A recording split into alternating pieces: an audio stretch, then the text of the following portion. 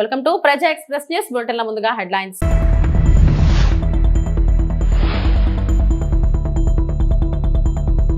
Waves 2025ను ప్రారంభించిన ప్రధాని నరేంద్ర మోడీ.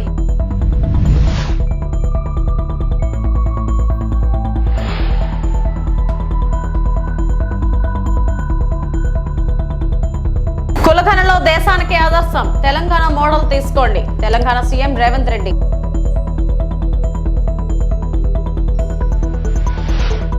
కార్యకర్తల బలమే జనసేనకు శక్తి, AP deputy CM Pawan Kalyan.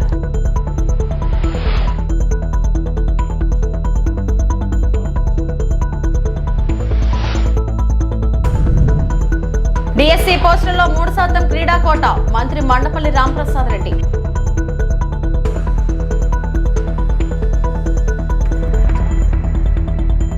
ప్రధానమంత్రి నరేంద్ర మోడీ ముంబైలోని జియో వరల్డ్ సెంటర్ లో భారతదేశపు మొట్టమొదటి వరల్డ్ ఆడియో విజువల్ మరియు ఎంటర్టైన్మెంట్ సమ్మిట్ అయిన వేవ్స్ 2025ను ప్రారంభించారు. కనెక్టింగ్ క్రియేటర్స్, కనెక్టింగ్ కంట్రీస్ అనే థీమ్ తో ఈ సమ్మిట్ భారతదేశాన్ని గ్లోబల్ మీడియా హబ్ గా మార్చడమే లక్ష్యంగా పెట్టుకుంది.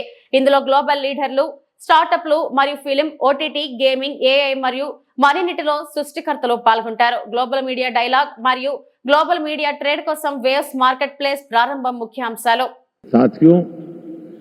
आज भारत दुनिया की 3rd लार्जेस्ट इकोनॉमी बनने की तरफ तेजी से आगे बढ़ रहा है. आज Bharat global fintech adoption rate में नंबर 1 है. दुनिया का 2nd लार्जेस्ट मोबाइल मैन्युफैक्चरर है. दुनिया का 3रे सबसे बड़ा स्टार्टअप इकोसिस्टम भारत में है. विकसित भारत की हमारी जर्नी तो अभी शुरू हुई है. भारत के पास इससे भी कहीं अधिक ऑफर करने के लिए है. भारत बिलियन प्लस आबादी के साथ साथ बिलियन प्लस स्टोरीज का भी देश है. 2000 साल पहले जब भरत मुनि ने नाट्यशास्त्र लिखा तो उसका संदेश था नाट्यम भावयति लोकम.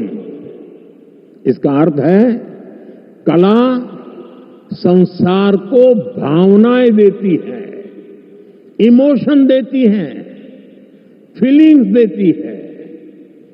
सदियों पहले जब कालिदास ने अभिज्ञान शाकुंतलम लिखी, तब भारत ने क्लासिकल ड्रामा को एक नई दिशा दी.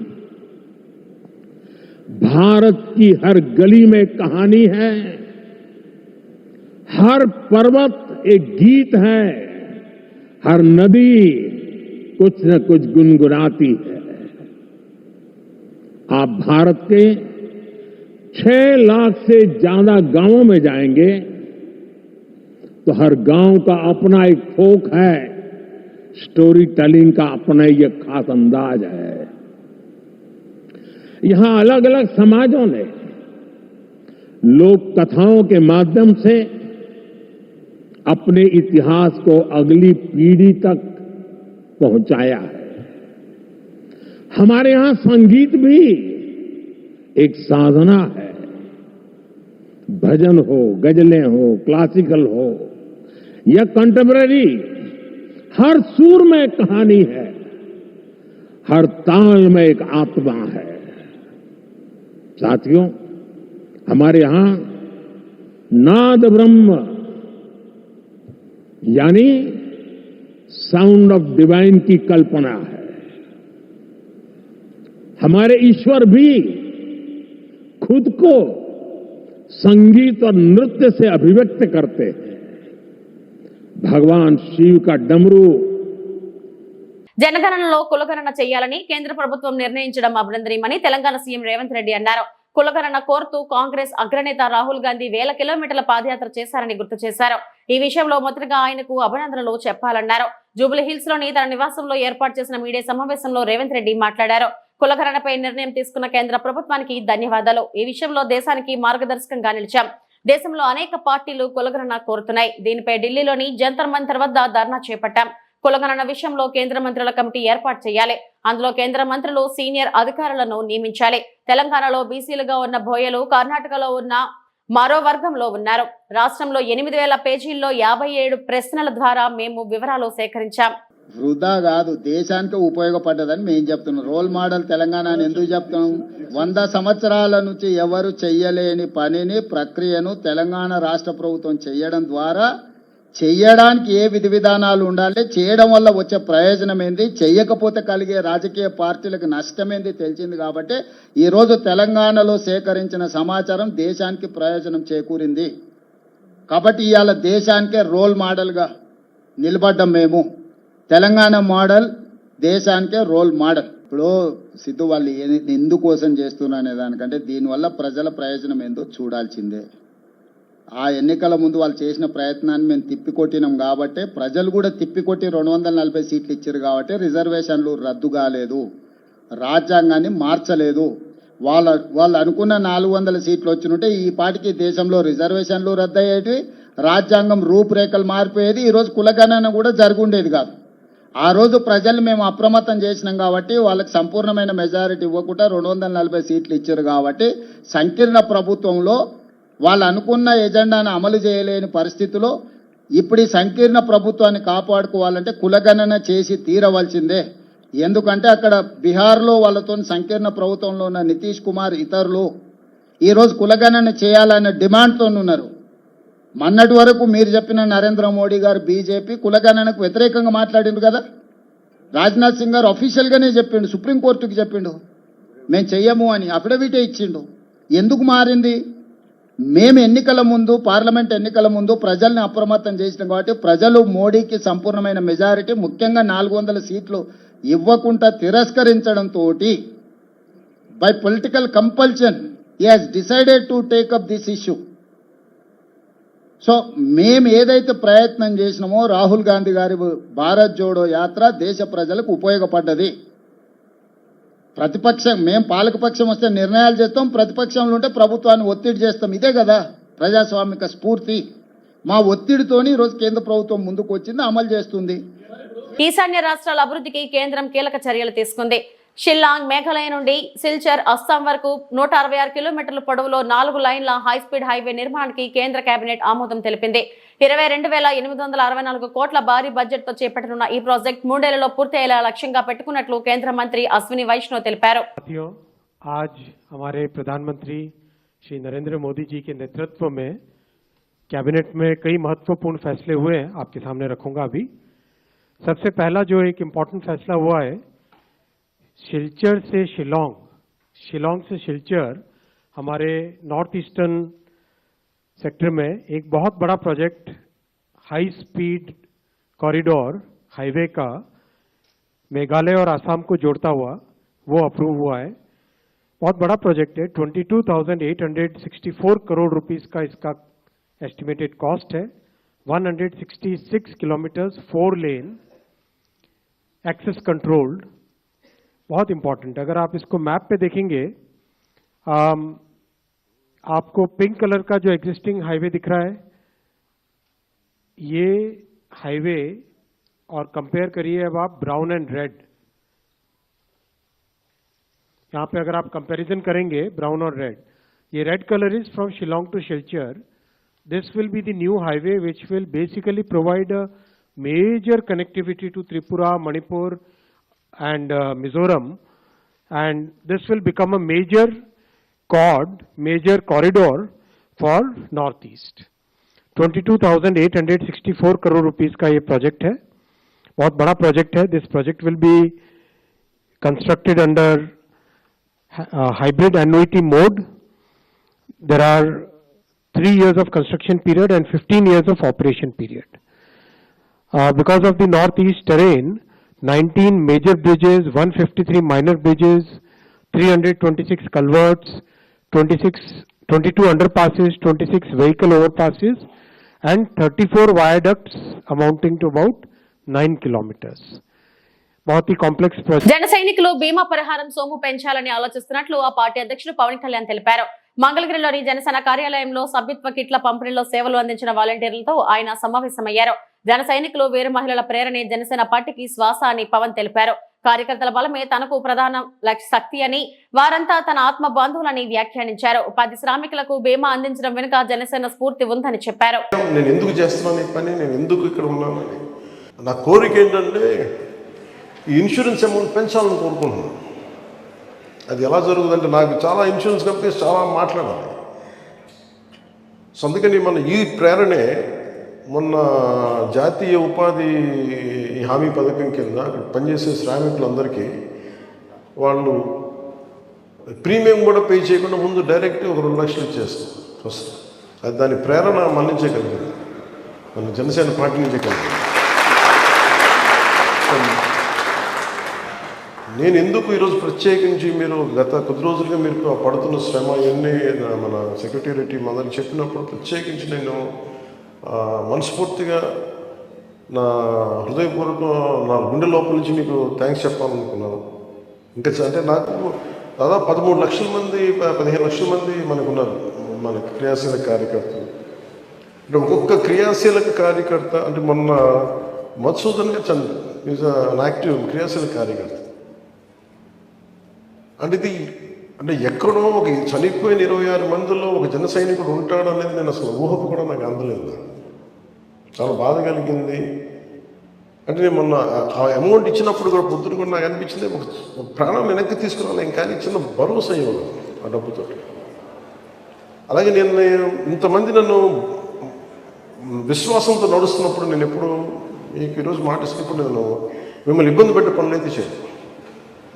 అలాగే నేను రిస్క్ తీసుకున్న తర్వాత మీలో ఎంతమందికి ఇబ్బంది లేకుండా రిస్క్ తీసుకోగలరు అప్పుడే రండి. అంత నేను ప్రతిసారి నేను నా జీవితాన్ని రిస్క్లో పెట్టుకున్నా తప్ప మీ జీవితాన్ని ఎప్పుడు నేను రిస్క్లో పెట్టాను. ఎందుకంటే నాకు దాని బాధ్యత.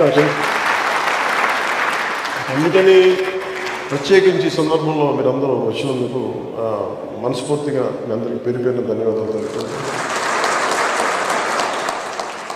బలమే క్షేత్రస్థాయిలో ఒక హౌస్ వైఫ్గా పనిచేస్తా, లేదంటే ఇందాక ఎవరు చెప్తాను రంజాన్లో నైట్ షిఫ్ట్ పనిచేసి మనకి వాలంటీర్ చేశారని.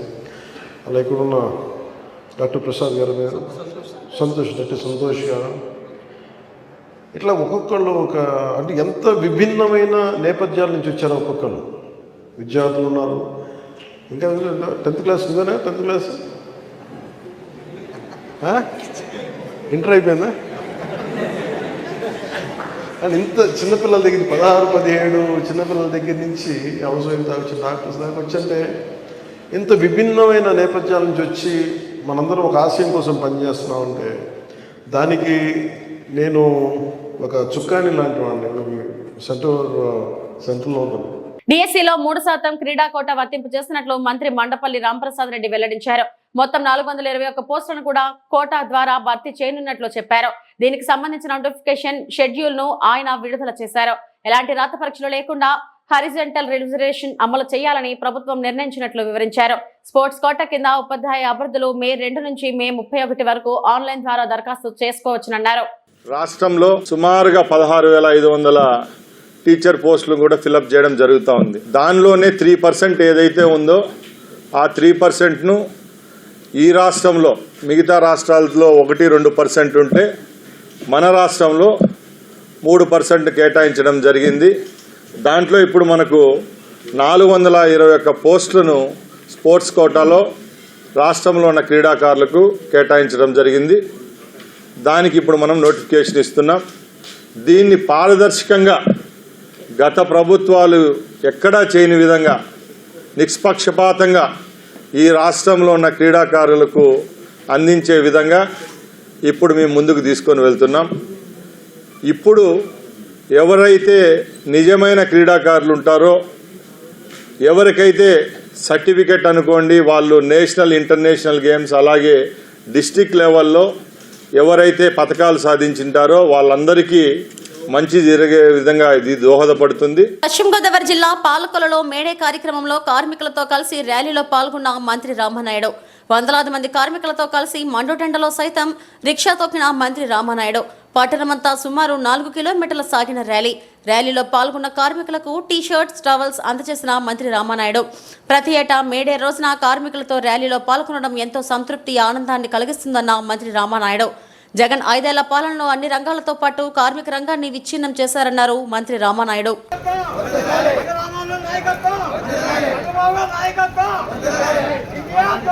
మీ అందరికీ ముందుగా మేడే శుభాకాంక్షలు తెలియజేస్తూ ఉన్నా. మీ అందరికీ తెలుసు, న్యాయమైనటువంటి డిమాండ్ల కోసం 8 గంటల పని దినాల కోసం ఆ రోజు కార్మికుల అవిశ్రాంత పోరాట ఫలితం మేడే అనేటువంటి సంగతి. ఎందుకంటే ఆ రోజు పారిశ్రామిక విప్లవం పరుగులు వేస్తున్నటువంటి దశలో, మనుషులను కూడా యంత్రాల వలె పనిచేస్తున్నటువంటి దశలో, కనీసం విరామం కూడా లేకుండా పనిచేస్తున్నటువంటి దశలో విసుగు చెందినటువంటి కార్మిక సోదరులందరూ కూడా ఎంతటి అన్యాయంగా ఆ రోజు పరిదినాలు ఉండేయని అంటే, వాష్రూములకు వెళ్తే ఆ వాష్రూములకు వెళ్ళినటువంటి సమయాన్ని కూడా లెక్కింపు చేసుకుని పనిచేసేటువంటి పరిస్థితుల్లో తమ శ్రమను రక్తంగా మార్చుకుని, ఆ రక్తాన్ని పాలులాగా మార్చుకుని, తన చంటి బిడ్డకు పాలిచ్చేటువంటి ఆ తల్లి సమయాన్ని కూడా లెక్కేసుకుని పని చేసుకునేటువంటి దుర్భరమైనటువంటి రోజుల్లో ఆ రోజు ప్రపంచవ్యాప్తంగా వెల్లు విరిసినటువంటి కార్మిక చైతన్యం ఆ రోజు చికాగోలో ఏదైతే రక్తాన్ని చిందించిందో దానికి ప్రతిబింబంగా మరి ఈవేళ మేడేని ప్రపంచవ్యాప్తంగా మనందరం కూడా జరుపుకుంటూ ఉన్నాం.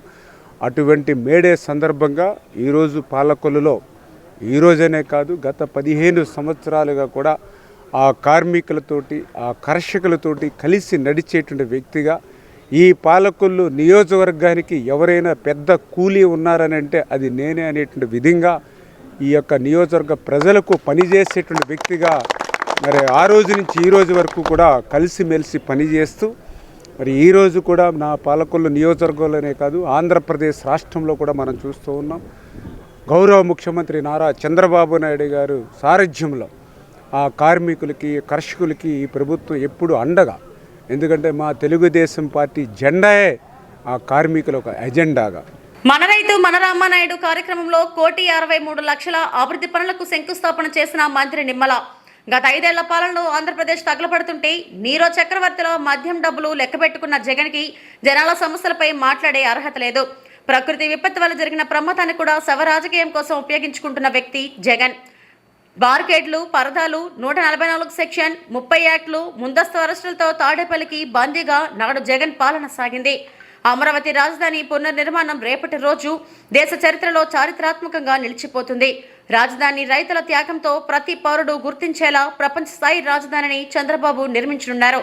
విధ్వంస పాలకుడి చేతిలో శిథిలమైన ఆంధ్రప్రదేశ్ రాష్ట్ర రాజధాని అమరావతి స్వప్న సాకారం దిశగా అడుగులు వేస్తుంది. ఈ రకంగా ఒక రైతు బిడ్డగా, ఒక వ్యవసాయం నుంచి వచ్చినటువంటి వ్యక్తిగా, ఆ రైతుల రుణం తీర్చుకునేటువంటి వ్యక్తిగా, అందరికీ అన్నం పెట్టేటువంటి అన్నదాతకు ఏ మాత్రం కూడా కష్టం ఉండకూడదు అనేటువంటి ఆలోచనతో ఈ నిధులు తీసుకురావడానికి ఆ రైతుల తరపున నేనే శ్రమించి, నేనే కష్టించి మరి సెక్రటేరియట్లో మరి ఆ ఫైల్స్ని ప్రతిరోజు కూడా మూవ్ చేసుకుంటూ, ప్రతి క్షణము ప్రతిరోజు కూడా రివ్యూ చేసుకుంటూ ఈవేళ ఎంతో శ్రమించి, ఎందుకంటే రాష్ట్రం దగ్గర ఆర్థిక పరిస్థితి అత్యంత దయానీయంగా ఉన్నటువంటి స్థితిలో ఈవేళ ఎక్కడైనా సరే మరి కేంద్రం దగ్గరకు, ఢిల్లీ దగ్గరికి పోయి ఏదో ఒక రూపేణా మరి కాళ్ళలో వేళ్ళలో పట్టుకుని ఏదైనా అప్పు తెచ్చినా కూడా ఆ తెచ్చిన అప్పు కూడా ఎవరికైనా పంచుదామంటే కూడా ఉండట్లేదు. గత 5 సంవత్సరాల జగన్మోహన్ రెడ్డి పుణ్యవాని తెచ్చినటువంటి అప్పు కూడా మరి అది కూడా ఆవిరైపోతున్నటువంటి పరిస్థితి ఆ యొక్క అప్పుల వడ్డీలు కట్టడానికి. అటువంటి స్థితిలో కూడా ఇంత పెద్ద ఎత్తున ఈవేళ ఆ రైతాంగానికి సేవ చేస్తున్నామని అంటే రైతుల పట్ల మాకున్నటువంటి చిత్తశుద్ధికి అదొక నిదర్శనం.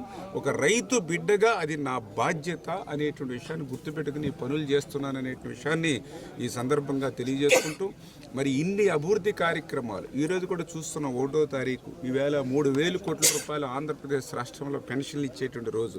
ఇన్ని అభివృద్ధి కార్యక్రమాలు, ఇన్ని సంక్షేమ కార్యక్రమాలు చేస్తూ ఉంటే భవన నిర్మాణ కార్మికులకు అల్పాహారం ఏర్పాటు చేసి వారితో సహా పంక్తి భోజనం చేసిన జనసేన ఇన్ఛార్జ్ శ్రీమతి వినూత కోట.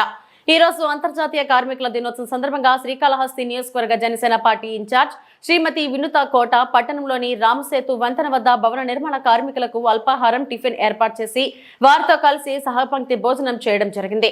కూటమి ప్రభుత్వంలో కార్మికులకు కర్షకులకు ఉపాధి పెద్ద ఎత్తున కల్పిస్తున్నట్టు తెలిపారు. ఈ సందర్భంగా భవన నిర్మాణ కార్మికుల శ్రీమతి వినుత కోటతో కూటమి ప్రభుత్వంలో గౌరవ ముఖ్యమంత్రి నారా చంద్రబాబు నాయుడు, గౌరవ ఉప ముఖ్యమంత్రి పవన్ కళ్యాణ్ నేతృత్వంలో అందరూ ఉపాధి కలుగుతుందని, నిత్యావసర వస్తువుల ధరలు కూడా తగ్గడంతో తమ కుటుంబ పోషణకి ఇబ్బందులు తగ్గాయని సంతోషాన్ని వ్యక్తం చేశారు. ఈ కార్యక్రమంలో నాయకులు కావలి శివకుమార్, తోట గణేష్, పేట చంద్రశేఖర్, లక్ష్మి, రాజ్యలక్ష్మి తదితరులు పాల్గొన్నారు.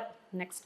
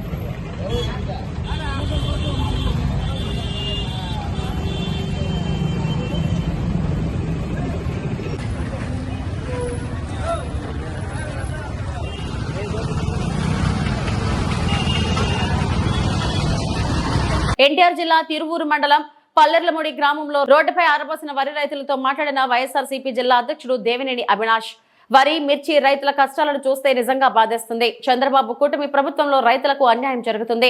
రైతులకు గన్ని బ్యాగులు కూడా ఇవ్వడం లేదు. ఎక్కడైనా ఇచ్చినా అది టీడీపీకి చెందిన వారికే ఇస్తున్నారు. టీడీపీ నాయకులకు సిగ్గుండాలి. రైతులతో ఆటలేంటి, రాజకీయాలేంటి? మిర్చి ధర లేదు, ధాన్యంలోడు ఎత్తిన వాటికి దిగుమతులు లేవు. ఎన్టీఆర్ జిల్లాలో అధికారులు మొద్దు నిద్రపోతున్నారు. సంబంధిత అధికారులకు ధాన్యం కొనుగోలు జాప్యం విషయమై చెప్పినప్పటికీ స్పందన కరువైంది. టీడీపీ, జనసేన, బీజేపీ నాయకులు ఏమైపోయారని ప్రశ్నించారు. రైతాంగం సమస్యలపై ఎందుకు స్పందించడం లేదన్నారు. వైసీపీ పాలనలో రైతులకు ఏ కష్టం వచ్చినా రైతు భరోసా కేంద్రాలు వైసీపీ నాయకులు అండగా నిలబడ్డారని అన్నారు. మరి అయ్యా బంగారం ఎట్ట తీసుకురావాలి మేము? రైతు లేకపోతే ఇవాళ బతుకుతారని మీరు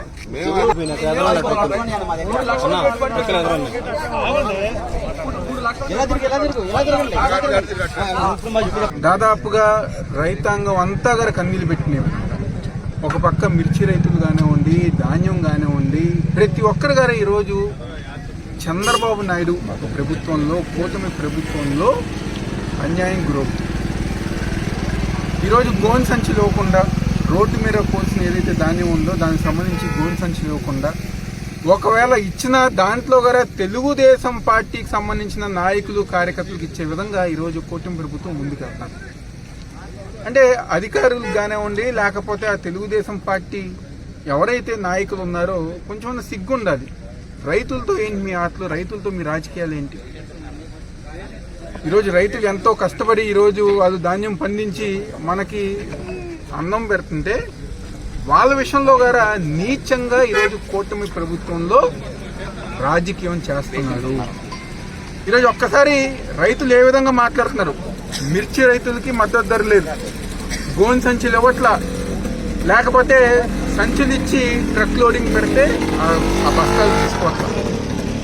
ఆ విధంగా ఈరోజు అధికారులు కానివ్వండి మొద్దు నిద్ర. ఈరోజు ఎన్టీఆర్ జిల్లాలో అధికారులందరూ గారు మొద్దు నిద్రపోతున్నారు. కలెక్టర్ గారికి మా ఇన్ఛార్జ్ వర్యులు స్వామిదాస్ గారు కలెక్టర్ గారికి గారు అనేక సందర్భాల్లో వినతి పత్రం ఇచ్చి మీరు ఆ ధాన్యం కొనుగోలు చేయండి, గోను సంచులు ఇవ్వండి అని చెప్తే సివిల్ సప్లై ఆఫీస్లో చెప్పాము చేస్తామన్నారు, కానీ ఈ రోజుకి ఒక్కరు కూడా స్పందించారు. అసలు తెలుగుదేశం పార్టీ నాయకులు ఏమైపోయారు, జనసేన పార్టీ నాయకులు ఏమైపోయారు, బీజేపీ నాయకుల పార్టీ వాళ్ళు ఏమైపోయారు? ఎందుకు ఎవరు గారు రైతాంగ సమస్య మీద ఎందుకు ఒక్కరు గారు స్పందించారు? ఈరోజు జగన్మోహన్ రెడ్డి గారి నాయకత్వంలో ఉందంటే ఆ రోజు రైతు భరోసా కేంద్రాలు పెట్టి రైతాంగానికి ఏ చిన్న ఇబ్బంది వచ్చినా అధికారులు కానివ్వండి, ఆ ఊరిలో ఉన్న మా వైఎస్ఆర్ కాంగ్రెస్ పార్టీ నాయకులు కార్యకర్తలు ప్రతి ఒక్కరి గారు అండగా ఉండి రైతాంగానికి ఎటువంటి ఇబ్బంది లేకుండా చేసిన ప్రభుత్వం జగన్మోహన్ రెడ్డి గారి ప్రభుత్వం. ఈరోజు ప్రతి రైతు కానివ్వండి, మహిళా రైతులు గారు ఈరోజు అంటున్నారు చంద్రబాబు నాయుడు వస్తేనే రైతులు కష్టకాలం. ఎందుకంటే ఈరోజు గారు 99 నుంచి గారు చంద్రబాబు నాయుడు నినాదం ఒకటే, వ్యవసాయం దండగా. ఇదే అతని నినాదం. ఈ రోజుకి అదే విధంగా ముందుకు వెళ్తున్నారు, కానీ రైతులకి న్యాయం చేయాలని చెప్పిన ఒక ఉద్దేశం చంద్రబాబు నాయుడుకి లేదు. ఇవి ఇప్పటివరకు నా బులెటిన్ అప్డేట్స్. నమస్తే.